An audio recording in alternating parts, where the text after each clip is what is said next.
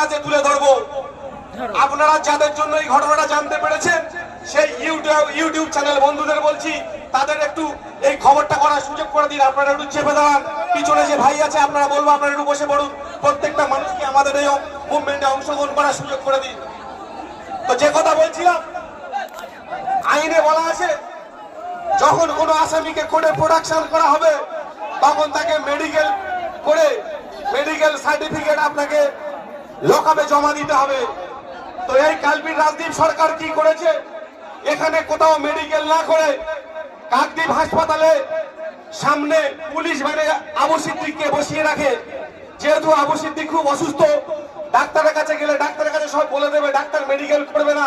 তাই সে কি করেছে, সম্পূর্ণ ডাক্তারকে অন্ধকারে রেখে গাড়ির মধ্যে আবু সিদ্দিকীকে বসিয়ে ওই চালানটা নিয়ে কাকদ্বীপ হাসপাতালে ডাক্তারকে বলছে একটা সই করে দিন, আমার আসামি ভালো আছে।